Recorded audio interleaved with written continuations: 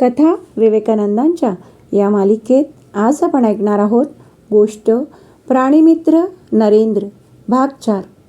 बालमित्रांनो, नरेंद्र लहान असताना विश्वनाथ बाबूंनी त्याला अनेक खेळणी आणून दिली होती आणि या अजीव वस्तूंबरोबरच जिवंत पशुपक्ष्यांचा सहवास त्याला लाभावा म्हणून घराच्या अंगणातच त्यांनी एक छोटंसं प्राणी संग्रहालयही केलं होतं.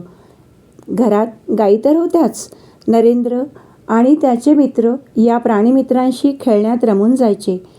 नरेंद्रला गायी अधिक आवडायच्या. तो फुलांच्या माळा करून त्यांच्या गळ्यात घालायचा आणि त्यांची पूजा करायचा. नरेंद्र थोडा मोठा झाल्यावर वडिलांनी त्याला एक घोडा आणून दिला. लहानपणीच नरेंद्र त्यावर बसायला शिकला. पुढे एकदा हिमालयात यात्रा करीत असताना स्वामीजींच्या एका अमेरिकन शिष्याचा घोडा उधळला.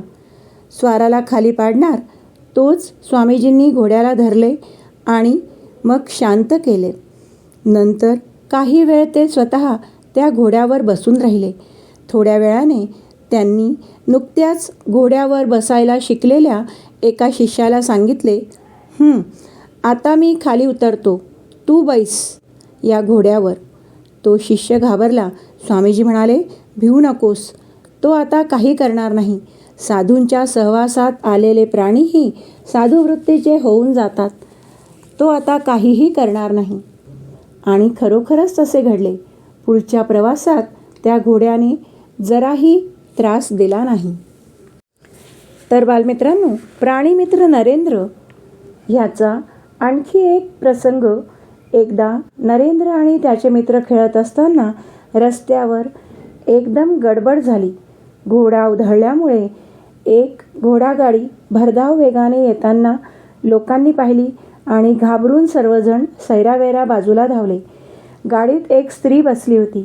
काय करावे ते काहीच न कळल्यामुळे ती खूप घाबरून गेली होती. वाचवा वाचवा असे ओरडत होती. लोकही काय करावे ते न समजून आवासून बघत होते. छोट्या नरेंद्रला नेमकं काय झालं आहे आणि काय करायला पाहिजे हे क्षणार्धात उमगले. तो तीरासारखा त्या घोडागाडीकडे धावला. क्षणात गाडीत चढला आणि जोराने लगाम खेचून त्याने घोड्याला हिसका दिला. त्याचबरोबर घोडा आटोक्यात आला आणि थांबला. भीतीमुळे अर्धमेल्या झालेल्या त्या स्त्रीचे प्राण नरेंद्राच्या या धाडसामुळे वाचले. हा प्रसंग पाहणाऱ्या सगळ्यांनी नरेंद्रांचे कौतुक केले.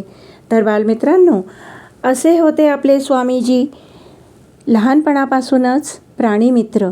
तर पुढील भाग लवकरच.